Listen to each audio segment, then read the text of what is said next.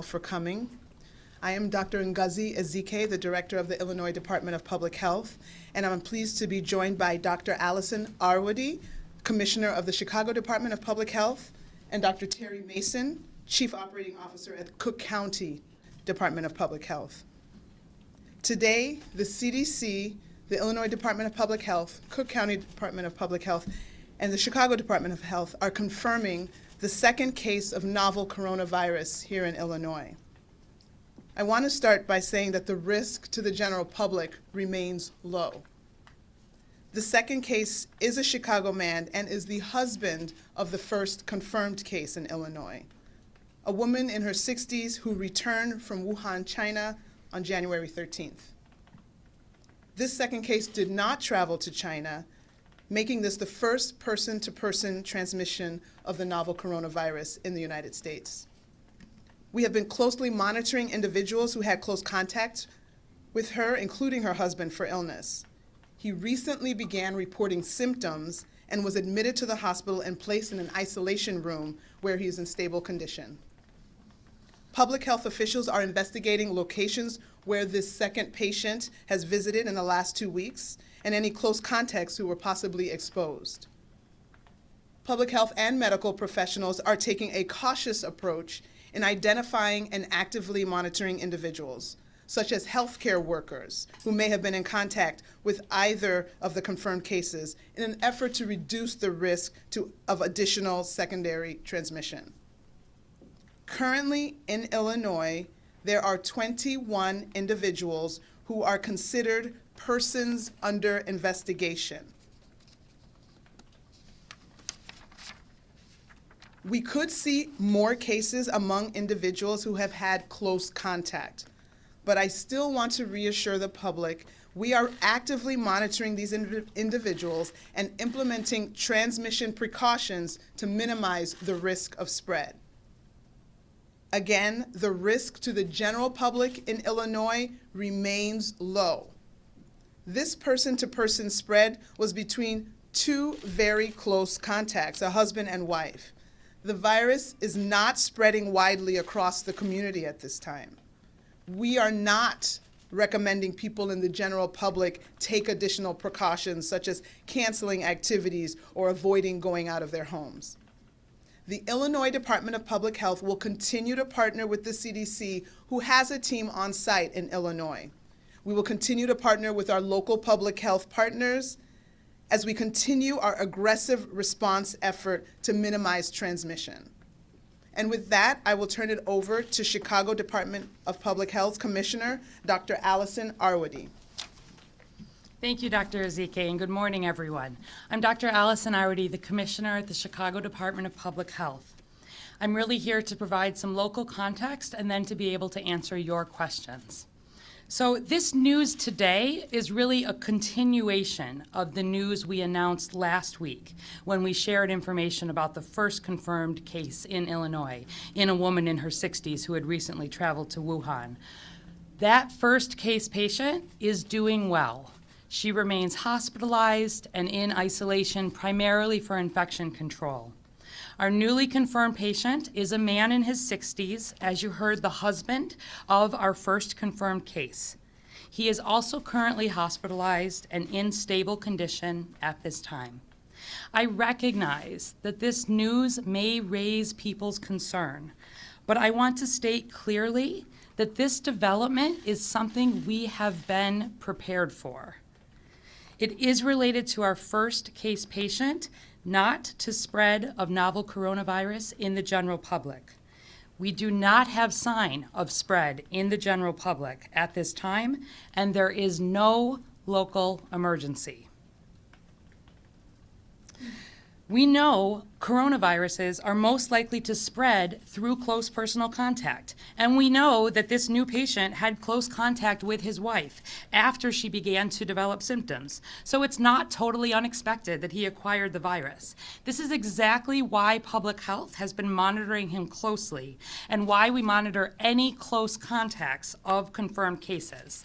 Public health has tried and true ways of preventing the spread of disease. We use the same approach whether we are investigating a case of measles, of tuberculosis, or of novel coronavirus. First, we focus on education. We work quickly to educate the public and our healthcare providers about a disease, its risk factors, its symptoms, and we update that guidance to make sure that especially our health providers have the most up-to-date information. This has been going very well in the Chicago area and around the state. We have high awareness in the clinical setting locally, and I want to thank the many healthcare providers who have been reaching out to public health with questions or to discuss individuals with recent travel to China. Secondly, we focus on the clinical care of case patients. When we identify a case, we coordinate with the healthcare system to diagnose and treat the patient and to ensure the patient is in a setting where the risk of spreading infection is as low as possible. This new case patient has been admitted to the hospital. He's receiving excellent clinical care in an appropriate setting for infection control. And I want to thank again the many healthcare workers who have been working diligently to ensure excellent patient care and strong social support for this family, as well as the close attention to infection control practices. And then thirdly, we focus on limiting the spread of disease. We work in coordination with federal, state, and many local public health partners to identify close contacts of any confirmed case, as well as the healthcare workers who have helped care for any confirmed case. Since last week, we have been following on an individual level the people who had close contact with that first confirmed case, which included her husband. We have also been following the healthcare workers who have been caring for that first case. We assess these contacts, continue to follow up with each contact every day to monitor for any new symptoms. CDC believes at this time that it takes between 2 and 14 days to develop symptoms of novel coronavirus after being exposed to and infected with the virus. So if a contact does develop new symptoms within this 14-day period, we work quickly to isolate the contact and coordinate testing. This standard public health approach is the CDC recommendation, and it is how our case patient was identified. He was being actively monitored by public health to see whether he would develop symptoms, and he was being tested proactively as a very close contact to our first confirmed case. Now that his test is positive for novel coronavirus, we will ensure appropriate follow-up with his close contacts, just as we did for his wife. I want you to know that this new patient has been extremely helpful in sharing the details of his activities and contacts. We continue to gather information and clarify details, but we know already that just like his wife, he has not, for example, taken the L. He has not attended any large gatherings. So let me reiterate in closing, echoing Dr. Ezike, this news does not change risk to the general public nationally, across Illinois, or in the Chicago area. It's not a local emergency. As I've said before, we take emerging viruses very seriously. There are still many unanswered questions about this novel virus, and that's why we're pleased to have CDC on the ground really helping as part of this investigation. But I can reassure you that even with this news, the health to the general public from novel coronavirus remains low at this time. Chicago and Illinois have been building our public health preparedness systems for years. We have a solid response plan in place. There is no need for the general public to change their behavior in any way based on today's news, and we will continue to update you if we have any additional information to share. With that, I would be happy to take questions. So you mentioned that you mentioned there was Can you mentioned confirm if he took isolation, the but flights in Cleveland as recently as this week? Has he been going to work? So I can confirm that the patient was placed into isolation on the day that he developed symptoms, in line with CDC guidance. When was that? That was 2 days ago. is isolation the same as quarantine? Is it just a matter of terminology? Yeah, thanks for asking that question. It's a great question. So isolation actually refers to putting individuals into a setting where they are unlikely to transmit disease when they themselves may have symptoms. Quarantine actually refers to taking healthy individuals and restricting their movement in some way. So at this point, the individuals that we are talking about, who the close contacts, persons under investigation who might have even mild symptoms, are in isolation. Some of what China is doing, where they are thinking about restricting movements of individuals who are not ill, gets closer to the quarantine And side. so you mentioned that he was already being observed because of his wife. So did he self-report his condition, or was it kind of fairly obvious? Yeah, that's a great question too. So what we do in public health is, first of all, work really hard to get a clear assessment of the persons who could potentially be at risk of spread for this patient. So that includes his close contacts. Certainly out of an abundance of caution, we also monitor healthcare workers. We then really work to follow these patients carefully. Every day, sometimes multiple times a day, depending on the situation, we're following up with this patient, asking very specific, well, not just this patient, with any of the close contacts, asking whether people have fever, asking whether they have any new respiratory symptoms, assessing whether there needs to be any concern for potential risk of spread. The way this patient was identified was through our standard public health procedures, and we moved to put him in isolation in the hospital, absolutely according to our protocols.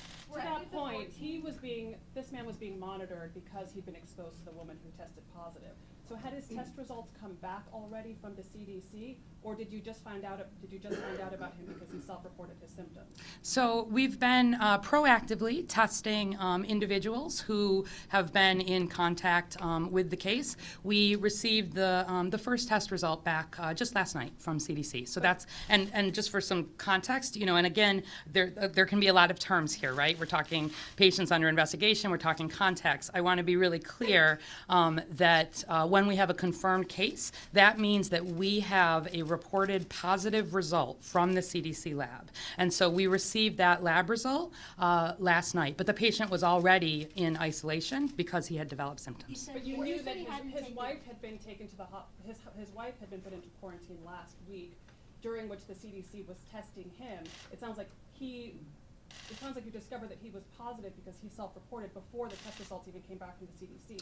So is it taking too long for these test results to come back? Yeah, so I would say the CDC is obviously, as is everybody, really interested in understanding as much as we can about this virus. And so we have been doing quite a lot of testing, actually, of asymptomatic contacts, people who don't necessarily have any symptoms, to learn more about the spread of this disease. In terms of this individual, the standard public health is really to follow when a patient may develop symptoms to make sure that they're isolated. I'll remind you that the CDC at this point really is saying that the risk of spreading coronavirus from a person who does not have symptoms is considered to be low. I know there have been some reports out of China potentially reporting that. CDC has been careful to clarify that they need to have some direct access to that data, and some of that is happening. But in this setting, and what we do know about other coronaviruses, is that in MERS, in SARS, we were not seeing spread prior to the time that people had an onset of symptoms, and where we were seeing spread was among close contacts, healthcare workers, and among people who were exposed when people were symptomatic. And so these decisions, they're recommendations coming from CDC based on prior experience, and then also based on emerging knowledge every day. That said, doctor, is it possible his results came back from the CDC after he already reported having symptoms, therefore exposing more people potentially? So again, he was put into isolation when public health learned that he had developed symptoms. That is really considered the trigger for being a risk for spread of infection based on what is known at that time. You're correct that the test came back while he was already hospitalized. Is it possible that the transmission was before his wife was symptomatic? We have absolutely no reason to think that. This is just to let me walk you through that a minute. So the wife traveled to Wuhan, China, where we know the epicenter of the outbreak has been. She returned, she flew back to the US. She was not having symptoms at the time she flew back, I'll remind you. And then she did start to develop some low-grade symptoms over the next few days, where she was broadly, not having a lot of contacts, broadly staying home, and then went into the healthcare system. The husband had exposure to this patient at the time, to the first patient, at the time that his wife was having symptoms. And so we have absolutely no reason to think that he acquired this virus in any other way other than contact with his wife. Close contacts with confirmed cases are the way that this virus is spread. And are you waiting for other test results to come back? Need to have been in contact. You mentioned with that he original didn't take the patient. L. Can you rule out all public transportation? So I want to be really careful in terms of providing information that is fully accurate. I can tell you that he has not taken the L, that he has not taken a train, for example. He really gets around primarily in his car. I don't want to overstate while we're continuing to do some investigations and to follow up. But what I do want to reassure the public about is that anyone who was potentially in close contact with this individual, we will absolutely be following up with and doing all of the standard public health monitoring. And so, the reason I gave those examples is because I know that those are the kinds of questions that folks in Chicago may particularly have. The CDC does consider close contact, really at this point, to be 10 minutes or more of face-to-face contact. And so we'll be looking at settings where there was potentially that close contact, as well as the healthcare workers. Around During the the Ebola 14 crisis, other you all individuals. quarantined folks. Can you talk to why it's inappropriate to quarantine the number of folks that you're monitoring now, being that China has taken the extraordinary lengths to shut down regions? Yeah, so I would say, first of all, we obviously are following CDC guidance on this. At this point, we are still learning a lot about coronavirus. We know that the novel coronavirus is just one in the family of coronaviruses. And there are coronaviruses that are similar to the common cold. And then there are coronaviruses that are more like SARS or more like MERS. And so we're learning really more every day, both about the severity of this disease and about its spread. While that information is coming out, the CDC, I think very appropriately, is making its recommendations based on what we do know about prior coronaviruses. I'll tell you, before being at the Chicago Department of Public Health, I actually worked for the CDC. And I worked on the investigation of Middle East respiratory syndrome, of MERS. I was in Saudi Arabia as part of that team. It is a lot of work to make sure that we are getting, as a country, the absolute best public health information. So I think it is really important. I'm really committed, and the state's really committed to following that best guidance. So why not isolate the larger number? So certainly at this point, where the belief from CDC is that there is not a significant risk of spread before people develop symptoms, that is not a setting in which we would want to be thinking about overusing resources where that's not necessary. I think obviously as we learn more, it could be possible that we could see that guidance change, but at this point, where we are in terms of what we know about this virus, that would be a very aggressive nature. China has thousands of cases, I'll just remind people, has had many deaths, has had extensive person-to-person transmission, and they're seeing spread in the community potentially. We are not seeing spread in the community. We have one case that is a close contact of our prior confirmed case who had traveled to Wuhan. In that setting, there is not risk to the general community at this time, based on what we know. And so, we'll be following that guidance, but at this point, I think that's where we are. All right, folks, thank you very much. That's be the last With question. these 14 other individuals, do we have reason to believe Okay. any of them Thank you were very in close much. contact with this Can you first spell patient your or the name? second patient? Arwady, A-R-W-A